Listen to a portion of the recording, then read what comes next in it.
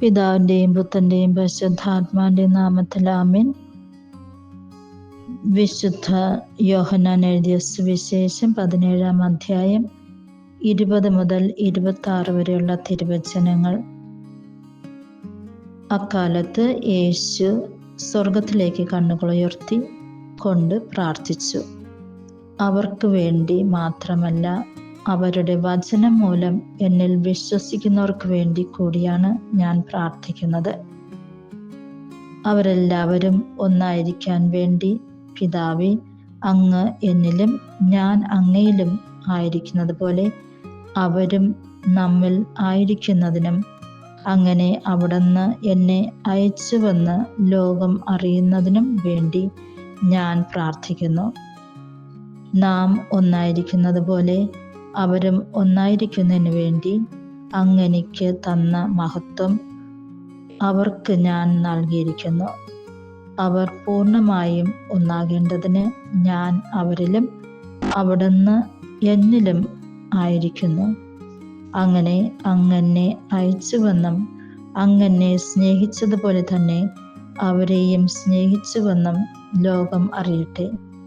പിതാവേ, ലോകസ്ഥാപനത്തിന് മുൻപ് എന്നോടുള്ള അവിടുത്തെ സ്നേഹത്താൽ അങ്ങ് എനിക്ക് മഹത്വം നൽകി.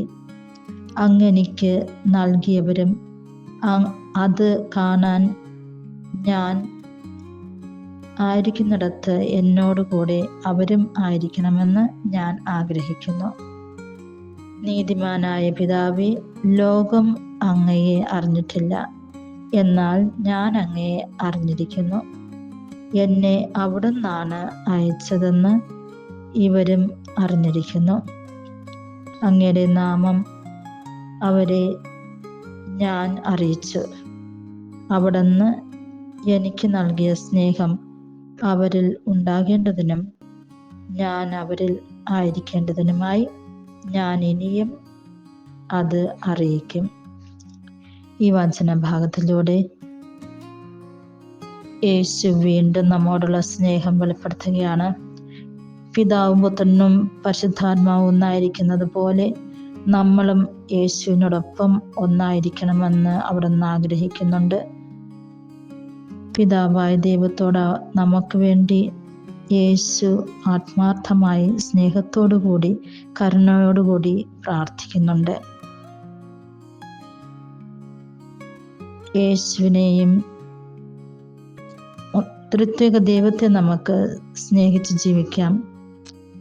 അങ്ങനെയാകുമ്പോൾ നമ്മൾ മറ്റുള്ളവരോട് സ്നേഹത്തോടുകൂടി ജീവിക്കുവാനായിട്ട് സാധിക്കും. അങ്ങനെ സ്നേഹപ്രവർത്തനങ്ങളിലൂടെ സ്വർഗം സന്തോഷിക്കും, അപരനും സന്തോഷിക്കും. അങ്ങനെയാകുമ്പോൾ നിറയെ ആത്മാക്കളെ നമുക്ക് സ്വർഗത്തിന് വേണ്ടി നേടിയെടുക്കുവാനായിട്ട് സാധിക്കും. നമ്മൾ വചനം പങ്കുവെക്കുന്ന ഓരോരുത്തർക്കും വേണ്ടിയും യേശു പ്രാർത്ഥിക്കുന്നുണ്ട്. വചനം പങ്കുവെക്കുന്നതിലൂടെ, വചനം ശ്രവിക്കുന്നതിലൂടെ, ആ വചനം ശ്രവിക്കുന്നവരെ ഓരോരുത്തരെയും ദൈവം കാണുന്നുണ്ട്. ദൈവം അവരുടെ ജീവിതത്തിലും ഇടപെടും, പ്രവർത്തിക്കും. അതുകൊണ്ട് വചനത്തിന് പ്രാധാന്യം നൽകാം. വചനം വായിക്കാം, ധ്യാനിക്കാം, നമ്മുടെ ജീവിതത്തിൽ പ്രാവർത്തികമാക്കാം. മറ്റുള്ളവർക്കൂടെ വചനം പകർന്നു കൊടുക്കാം. അങ്ങനെയാകുമ്പോൾ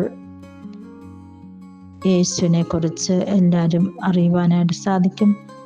ദൈവത്തെക്കുറിച്ച്, ഈ ലോകത്തിൽ ദൈവത്തിൻ്റെ സ്നേഹത്തെക്കുറിച്ച് എല്ലാവർക്കും അറിയുവാനായിട്ടും അനുഭവിക്കുവാനായിട്ടും തിരിച്ചും ദൈവത്തെയും അവരിനെയും സ്നേഹിക്കുവാനായിട്ടുള്ള ആ സന്മനസ്സുണ്ടാവുകയും ചെയ്യും. അതിനായിട്ടുള്ള കൃപാവരങ്ങൾ പിതാവായ ദൈവം നമ്മൾക്ക് ഓരോരുത്തർക്കും നൽകട്ടെ എന്ന് പ്രാർത്ഥിക്കുന്നു.